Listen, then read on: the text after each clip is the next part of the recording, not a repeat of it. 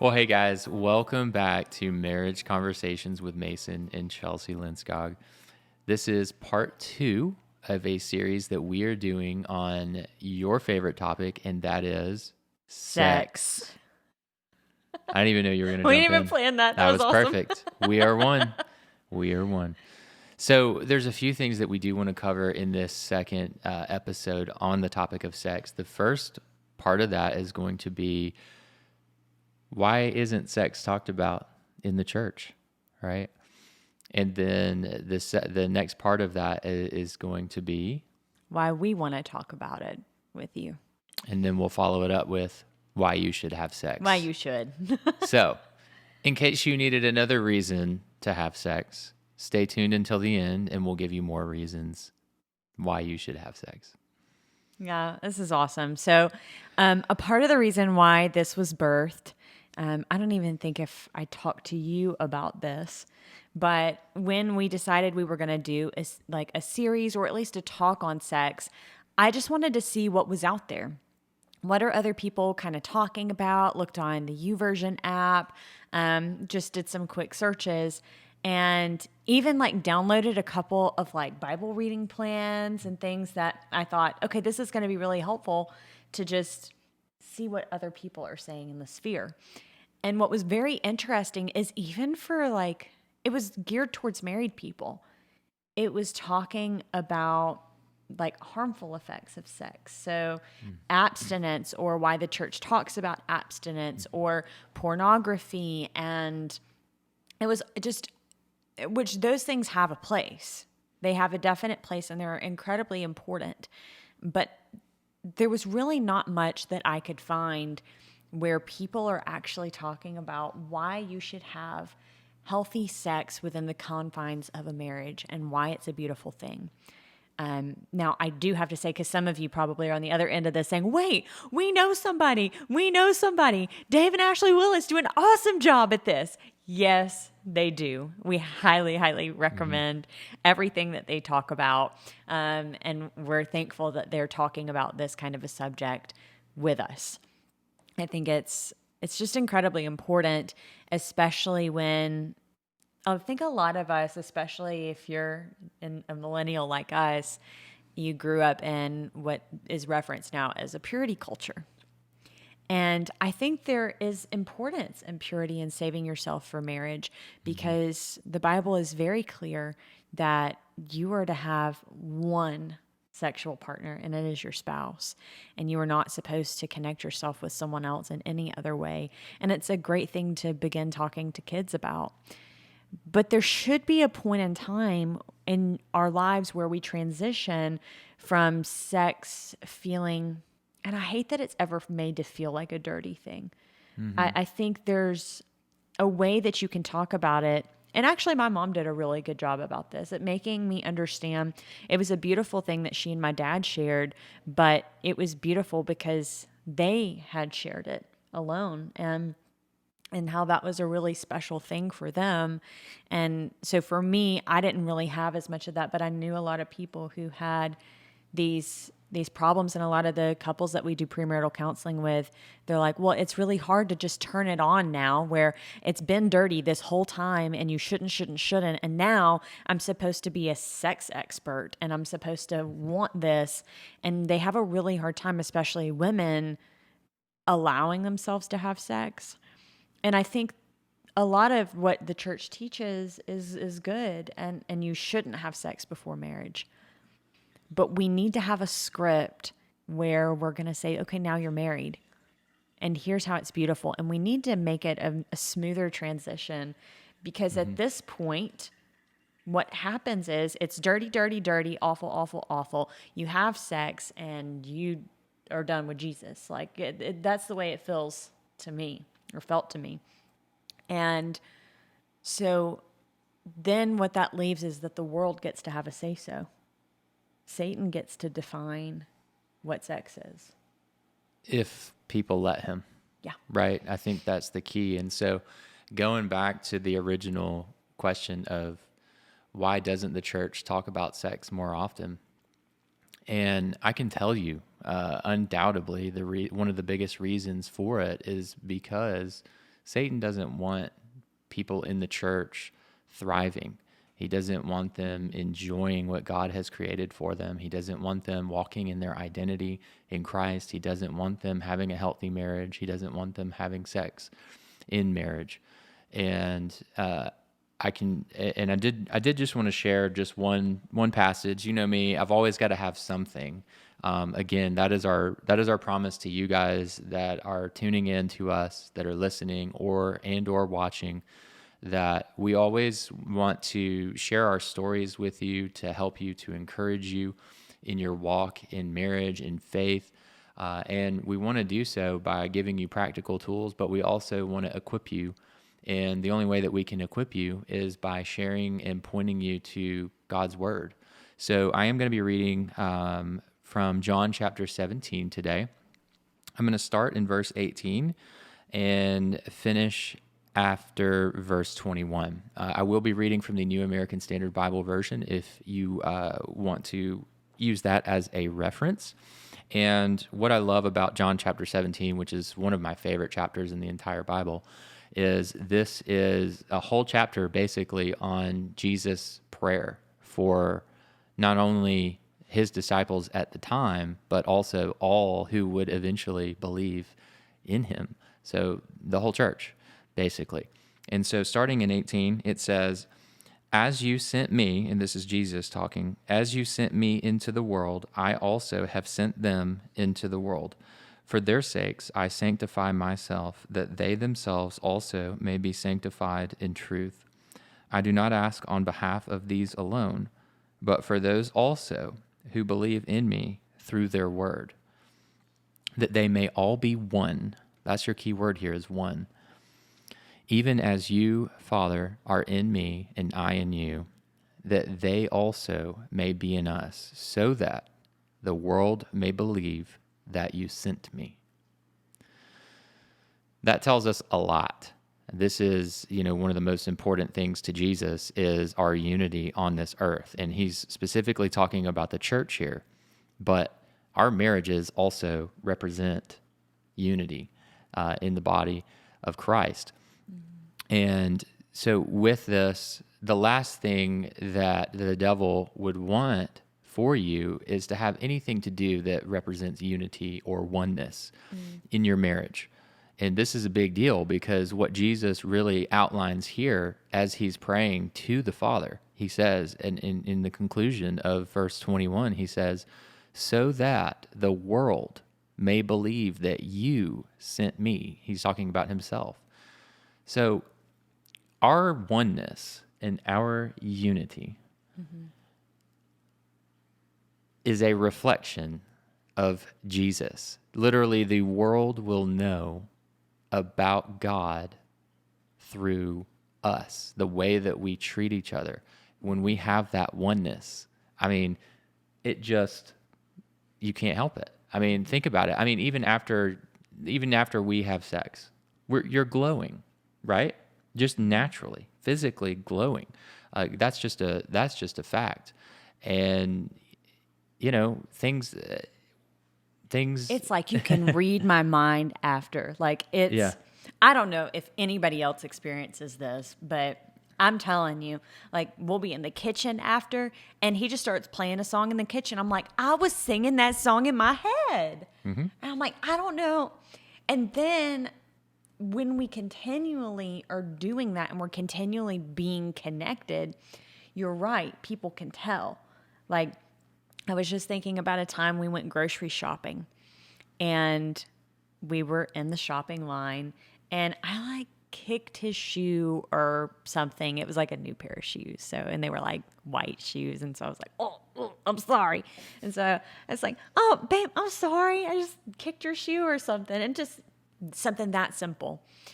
And the people behind the counter are like, oh, newlyweds. That is so cute. I remember when we were like that, and we responded, oh, we're not newlyweds. And they're like, how long have y'all been married? And we're like, almost 10 years at the time.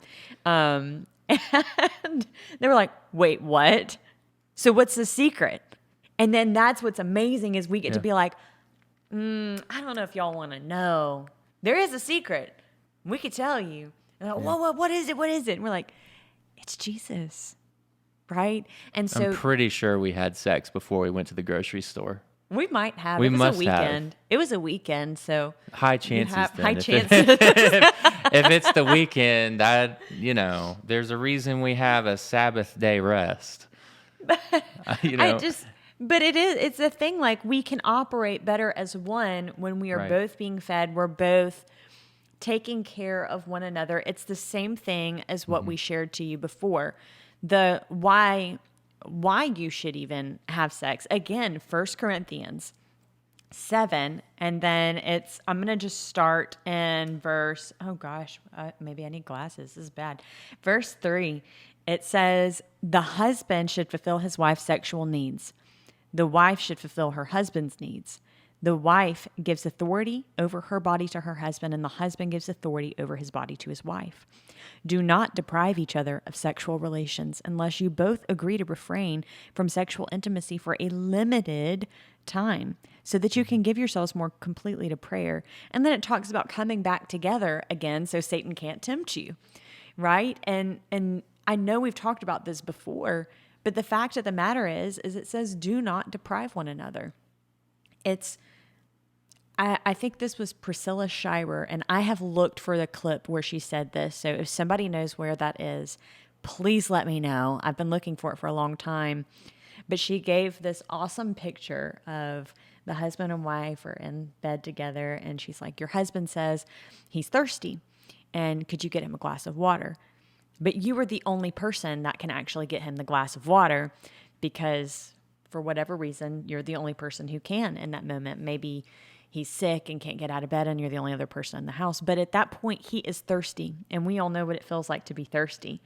And then you just decide you're not going to get that for him. Well, that's exactly what sex is. Your partner may say, I'm thirsty. Mm-hmm. And some people listening to this podcast, you may be really thirsty, and I don't mean that in a weird or funky way, right. but not the traditional term that's associated with sex, right? Like, oh, she's thirsty. No, well, it's not. I mean, it's kind of the same thing, but what I'm saying is you're in a dry, barren land, and you are like, I don't know where I'm gonna get water, and I need it. And I know where I'm gonna get water from. It's right here. But I'm not getting it from my spouse. And what do we do? And I think you need to start having conversations, right? And understanding, like what we were talking about before, whatever viewpoint or position that they had prior to your marriage is going to impact how they are now. The things that are going on in their life are going to impact that. What kind of mental load is your spouse carrying? Is your spouse, maybe you say, well, my wife stays at home with the kids. Like, she's got it made. She's just getting to hang out all day, and I'm going to work, and like, I'm tired when I get home. And I think you guys could benefit from an exercise of trying to understand what it looks like to walk in each other's shoes. Mm-hmm. And understanding kids are exhausting. Jobs are exhausting. We are all tired. But there is a point where you have to decide that we're going to come first. You have to understand that there is a definite hierarchy of your life. And this is what it should look like. You should have God at the top. Your spouse comes next. Then your children. Your vision. And then your job. You can't even see my hand anymore, right? Yeah. Yeah, order is very important. It's important to God, and it should be important in our lives. And if at any point in time in a season of life where that order gets reversed and not where it needs to be, everything else down the chain suffers, right? So in other words, if we don't have our relationship right with God, our marriages suffer. They're next in line, or they're supposed to be in the order. Like Chelsea said, God is first, our spouse is second, children come third, and then everything else comes after that. right? Our extended family and friends and all of that. And it's not because some people are less important. It's just the way that things need to be in order for us to flourish. We can't be who we need to be in this world unless we have everything else in order. And part of having things in order in your marriage is having a healthy sex life. And your children will benefit from you having a healthy sex life. Your kids, they don't have any clue about what sex is, and they don't need to. But when mommy and daddy are taking care of that and they're expressing their love for one another in secret, out in the open, their unity is going to be displayed to those children in that home. And all the kids know is that mommy and daddy love each other. They do. And we're not saying it's all about sex. That's not the only way that we express our love. But I'm telling you, it makes things a lot easier. It is a gift from God. It is. And, you know, God is very clear that sex connects you, right? Right. You are linked to that person because there are commands in the Old Testament where he says, do not connect yourself in that way with a prostitute. Do not make yourself one with them. If you can, through that act outside of marriage, begin to make yourself one or connect yourself with a person, how much more so in the marriage and how much more powerful can that be to display that you are one? And I just think we've been given the wrong picture of it. We've been given the wrong picture that it's dirty and we shouldn't talk about it. Let me tell you, all my Christian friends that listen and watch this podcast, okay? I'm ready for this. God created sex. All those good feelings that you have in that moment, your God designed that. And our God does not create anything bad. He only makes good things. But what Satan wants to do is pervert it. And he wants to turn it into something that it never was and never was supposed to be. So what the church needs to start doing is proclaiming the good things that God has done. And this is a part of that. And I think there is a way that we can talk about it that doesn't lead to lust. It doesn't lead to poor judgment or bad thoughts, but it's a conversation my best friend and we have. And we get to have fun talking about our sex lives and encouraging one another in that with our spouses. And I can tell you that for us, it doesn't feel like a dirty thing. It's a beautiful thing that we know that we can do, and we can help one another in certain areas. It's not saying we share every intimate detail of it, but we can encourage one another and in a very uplifting way. And I think when we think of it as a dirty thing, we don't connect it to God, and then we don't show it the proper reverence or honor that it actually deserves. Everything that God created has a purpose. And we've said it before. Part of the purpose of sex is children. But if it was only to create children, I think God probably would have made it a little bit different. And then you wouldn't have, like, I'm going to flip over Song of Songs. This is chapter 4, verse 12 in the New Living Translation. You are my private garden, my treasure, my bride, a secluded spring, a hidden fountain. Okay, get this, it goes further. Your thighs shelter a paradise of pomegranates with rare spices, henna with nard and saffron, fragrant calamus and cinnamon with all the trees of frankincense, myrrh and aloes, and every other lovely spice. That's spicy. Literally. Literally. I love that. That is so spicy. Yeah. But that is, God is saying, this is intimate and this is fun and this is safe. And he's very clear in the word here that he's like, don't awaken it until it's time. Right. But when it's time, It's on. And Right. why? Why? And why is it on? And to me, Song of Solomon is a picture of how intimately God feels about us. It is a picture of how deeply intimate he wants to be in our lives in a very, very special way. And I think that sex emulates the intimacy that we're supposed to have with God, where we feel like we're one with him after our time with him, where we can be naked and unashamed like we were in the Garden of Eden. All of the things that this world would cause us to try to hide, in that moment, it's bared and laid open, and you feel safe and protected. And I think a part of that is very godly. And I want more people to experience that. Right. So, if that wasn't enough, do we want to give them, in closing, just a few other reasons Yeah. why they should have sex? Yeah. Okay. I think that when it comes to sex, I think so first of all, the biggest thing here is that it represents the covenant that you made with your spouse when you said, I do. You know, that day that God made you one, it represents the covenant that you guys agreed to. And so every time that you have sex, you're saying, I remember, right? I remember that decision that we made on that Yes. day, you know?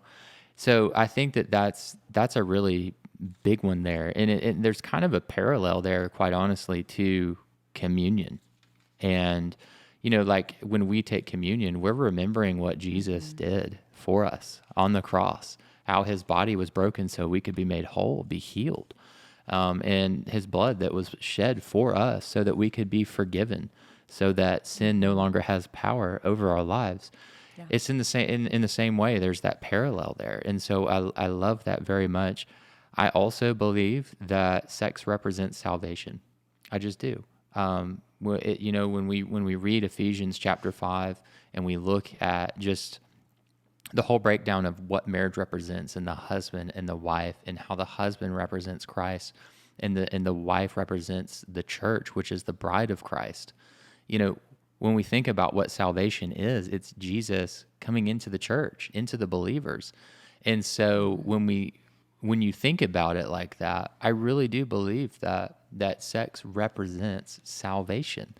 I really do. And so not only is it a time for you to remember the covenant and the commitment that you made to one another, your spouse, it also represents freedom, salvation, healing. You know, there's even health benefits that have been proven scientifically in terms of just having sex. You know, but there's so much more to it, and there's so many things that we don't even know, and we won't know on this side of heaven. There's also spiritual mysteries behind having sex, but we do know that it allows us to be closer, to be more unified, and it's a way for us to express our oneness in our relationship of marriage. 100%. You'll have to ignore me. I've been over here flipping in my Bible, because when you mentioned this, I didn't actually know you were going to say this, but I wanted to find a particular scripture. It's in Hebrews. And basically, so it's in Hebrews 9. And basically what it says is, without the shedding of blood, there is no covenant. Covenants in the Old Testament were solidified and ratified through the shedding of blood. So that's exactly what happened in the Old Testament when you had Moses and all of the people and all of the shall nots. It was brought into effect by the shedding of blood. But it was just a type and shadow of the covenant we were to receive through Christ. And to ratify this new covenant, it says, in fact, according to the law of Moses, nearly everything was purified with blood. For without the shedding of blood, there is no forgiveness.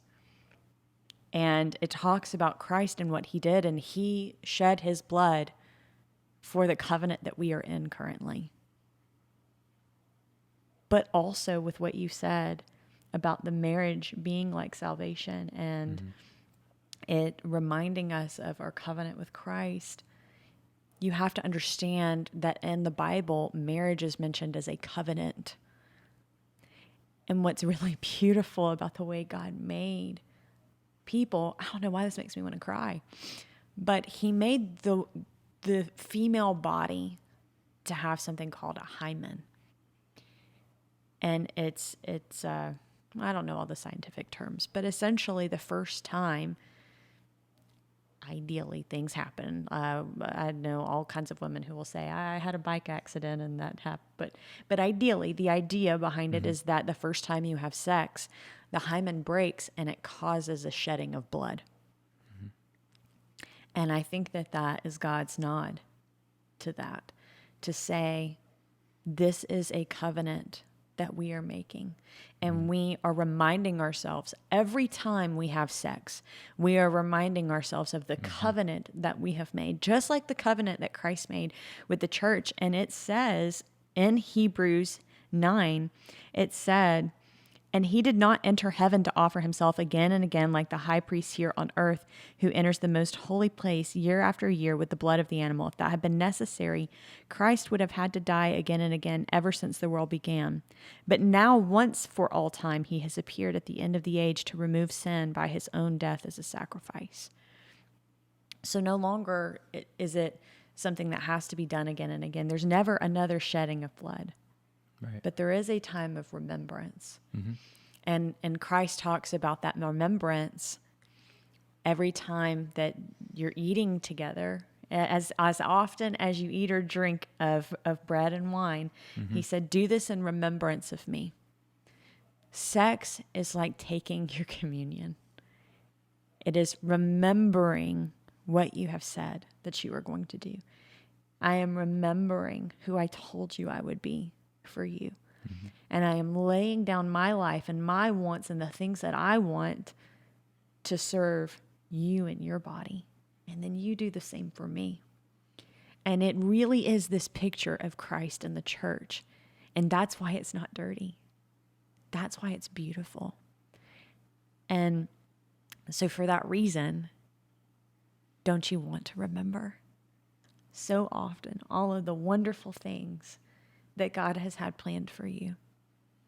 And so with that, we have what we would call a pro tip, and it's all about frequency. So it's like you're telling us to have sex, so how often should we have it? And we talked about this, and we both said, if you're submitting to one another, so let's say you want sex a lot more than I do, or I don't think about it as much. A lot of people would say, well, then you just go with who wants it more. But then that doesn't take into account the person who, that might be a lot. So, but if you are serving one another, if as Mason's wife, I know he has a need that I don't have as much of, then I am seeking to give to him. And as much as I seek to give to him, he recognizes that I have a need for rest as well. And so he seeks to say, hey, actually tonight, let's do this instead. So if you're always seeking to serve one another, chances are frequency is just going to fall somewhere in between of where the both of you feel the best. And I think that makes things fun. So that's our little pro tip for you. But anything before we close out? We've covered a lot in this episode. And this has been a fun one. I like that you shared the little bonus there. Yeah. I think I'll close with something I've always wondered, and this is extra biblical, so, take that into consideration here. But I do sometimes wonder if the male sex drive, I do wonder if it parallels or is the natural representation of God's desire to be involved in our lives. I really do. I really wonder about that. And we've just talked so much just about sex and what it represents, why the church has been mute on this subject for so long. And, Not anymore. not anymore. If more and more, believers in the body of Christ are getting out there and putting this information out, it's going to bring a lot of healing and wholeness to families. And we couldn't want anything more for those of you that are tuning in. We want God's best for your life. This is just one component of that, but it is a pathway to what God has for you, for your marriage. And so we just want to be another voice in the space to encourage you, to uplift you. We want to be a safe place that you can come to get useful, helpful information that is biblically based, that is practical, that is encouraging and uplifting, that's trustworthy, that's clear. And all if of those you have things. experienced that, I would say, or if that's something that you want, we have a link on our page, our link tree. We've got a place where you can submit questions. We have Yes. free resources for Send you us guys. send us a question into the email on the link tree, like Chelsea mentioned, and we will create an episode based off of your question that you ask. Or at least a part of an episode, right? So, Right. and we want to be able to give that to you. So if this has been beneficial for you today, our ask is that you would leave a review for us. Or if you are on YouTube, leave us a comment, like, and subscribe. By doing these things, you're helping our content to get to other people who are desperately needing healing for their marriages. Yes. And And we if you didn't appreciate do that. anything else, share this episode, please, with someone that you know needs to hear this message that would, it would make a big difference in their lives. If you didn't do anything else, just to show your appreciation for the work that we're doing on this, if you would just share this, we are believing that God will multiply this message so that as many people can be impacted as possible. Yeah. So we're so grateful for all of you that continue to tune in. Those of you that are new, we're so grateful for you as well. And so we thank you again just for listening, for watching if you're on YouTube. And we're really looking forward to the next installment, Part 3 part 3 of Sex. coming to you soon.